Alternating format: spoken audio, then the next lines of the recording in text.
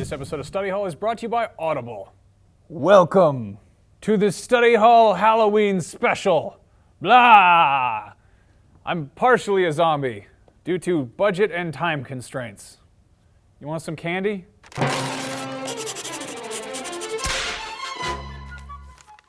Greetings, boys and ghouls, girls. Welcome to a very special Halloween episode of Study Hall. I am your host, Max Scoville, and Study Hall is a show where every week I pick a different video game or a common theme in video games, and then I discuss a whole bunch of other pop culture stuff that might interest fans of that topic. Or hey, even if you're not fans of the topic, you get to look at my handsome face for 10 minutes a week, huh? As it is Halloween this week, I figured I would take the chance we could all talk about something real special. Zombies. I know, we're all sick of zombies in pop culture because in spite of the fact that they've been done to death, they still keep showing up, which is sort of what zombies do. But I figured, hey, it's Halloween. If you can't talk about how much you love zombies on Halloween, when can you? Now, zombies are especially common in video games, and realistically, that's probably because they are human beings, but it's okay to shoot hundreds of them in the face, and you don't have to think up a story to justify their endless murder. Plus, the only way to kill them properly is to destroy the brains, so you have an excuse to make headshots count for more points. Since they're walking corpses, it's to be expected that they're kind of stupid, so it's okay if their AI isn't that great. You can probably cut a few corners on animation, because if they move around all jerky and stupid looking, it probably, lends some realism. Now, I'm sure you guys are going to want to chime in how I should have mentioned stuff like Dead Rising, or Dead Island, or Dead Light, or Left 4 Dead, or any of the other dozens of recent zombie games, but I'm not going to talk about any of that stuff. Instead, we're going to talk about some of the classic stuff and some of the weird stuff. It's my personal favorites. This isn't a top 10 list, this is just Max Scoville giving you some tips on the zombie stuff that he thinks you should check out. Now, for starters, arguably the single most influential piece of zombie fiction ever is George Romero's 1968 classic, Night of the Living Dead. If you haven't seen it, and you say that you like zombies, you're actually wrong, because you clearly don't like zombies if you haven't seen Night of the Living Dead. It is not a perfect movie by any means, but it is a classic, and it marked the creation of a genre. If you're one of those awful people who can't watch a movie if it isn't in color, well, good news, because a whole bunch of the people who worked on the original remade it in 1990 with special effects auteur Tom Savini in the director's chair, so the gore is significantly more effective. But there's something about the low-budget black and white original that just makes it a lot creepier, like it's found footage or like an old, family film or something. George Romero's 1978 sequel to Night of the Living Dead, Dawn of the Dead, is probably his best movie, and again, if you haven't seen it, just go stand in the corner and think about what you've done, because you've been terrible. In Dawn of the Dead, Romero creates the first proper zombie apocalypse with a group of survivors holed up in a shopping mall, fending off zombies and hoping help will come soon, and having some wonderful montages of them trying on hats and stuff. The 2003 remake Dawn of the Dead launched the career of visionary director Zack Snyder, who's probably my least favorite director working these days, but I still can't deny that his adaptation is really good, even if it does turn Romero's slow, bumbling corpse-like zombies into these fast parkour zombies. The third part of Romero's Dead trilogy is Day of the Dead, which I think is quite underrated. It's pretty slow, but out of the three movies, it's got some of the coolest shots in it. The first 5 minutes are some of the most gorgeously grisly zombies and zombie makeup ever put to film. Also, if you listen to the Gorillaz song M1A1 off of their first album, it samples John Harrison's rad soundtrack.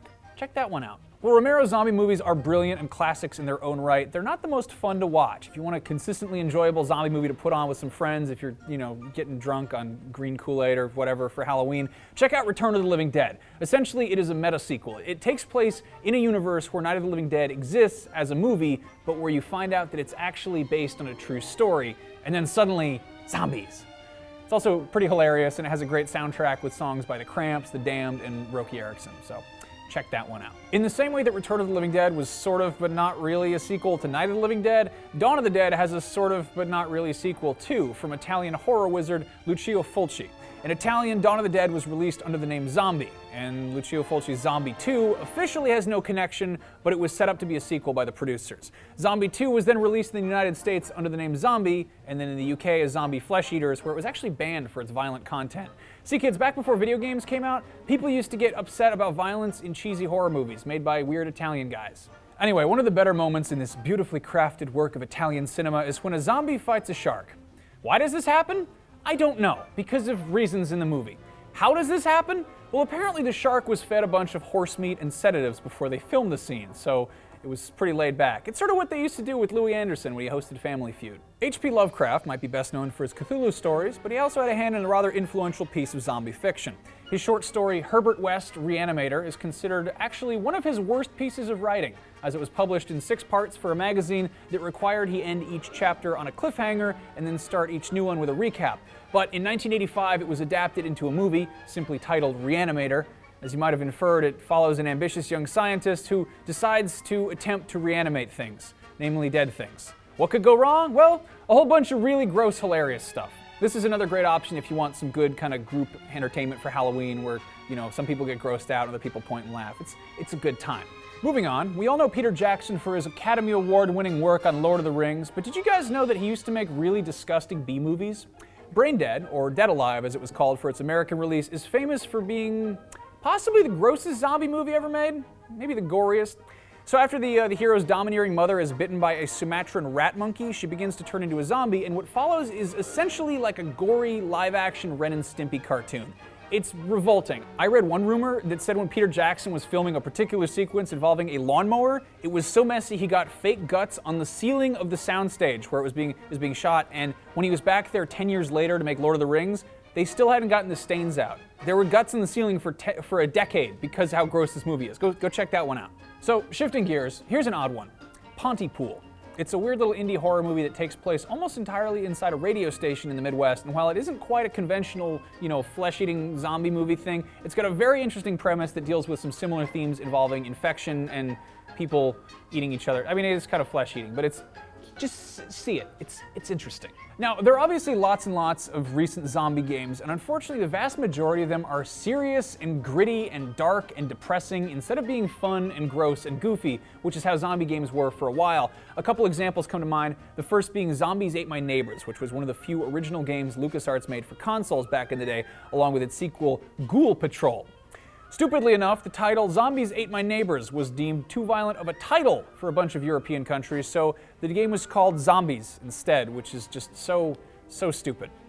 It's a fairly simple, albeit rather difficult, run-and-gun game where players take on the role of Zeke or Julie, or both, and make their way through zombie-infested backyards. Why does zombie fiction always have to be all serious and dark? That's dumb. Give me an Uzi water pistol.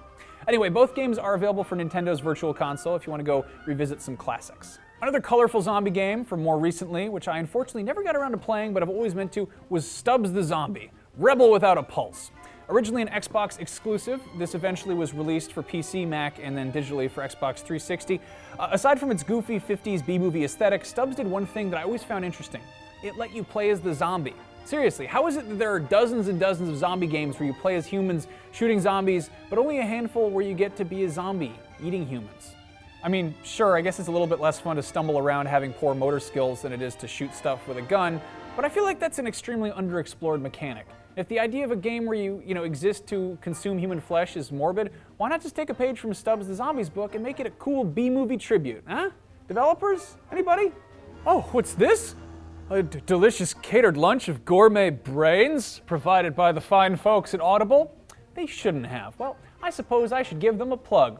Audible, if you're unfamiliar, is the leading source of audiobooks and spoken word entertainment with a selection of over 100,000 titles to choose from, which can be downloaded for keeps and played back from any MP3 capable device of your choosing. If you want to educate yourself on the classics, but think that the classics could have used more flesh-eating zombies, check out Pride and Prejudice and Zombies, which takes Jane Austen's classic about foofy old British people courting each other and shakes things up by adding some undead cannibalism. To get a free audiobook of your choosing, zombie-related or otherwise, head to audiblepodcast.com/studyhall and sign up for a free trial membership. Every sign-up helps support the show, and every audiobook you listen to will make your delicious brain grow bigger and juicier. I mean, they'll make you smarter, sorry. Okay, before I go, I'd like to make a very special music recommendation. A personal favorite of mine, The Misfits. It can be easy to write off The Misfits as your typical spooky, dark, brooding, angry teenager music, but really they were just a bunch of horror movie nerds who thought that skeletons and vampires and zombies and stuff were pretty cool. What's wrong with that? The best work was definitely before lead singer Glenn Danzig left to become an evil heavy metal muscle man, but I have to admit that their later stuff is pretty fun too, though it has a much different, more polished sound. The video for Scream has some fun zombies in it, and the song Saturday Night is probably my favorite of theirs, so check those ones out. That is all for today's spooktacular spectacular episode of Study Hall. I hope you guys had a great time. There is the bell, the spooky bell. Be sure to tune in next week for an episode all about Call of Duty ghosts and modern military fiction. Just kidding, it's my birthday next Tuesday, so we're going to do that Gundam episode you guys keep asking for. Just kidding again. This is actually the final episode of Max Scoville's Study Hall. I must now transform into my true shape of a falcoon, which is a hybrid between a falcon and a raccoon, and I will return to my home planet of Danzig. Goodbye, and I love you all. Follow me on Twitter.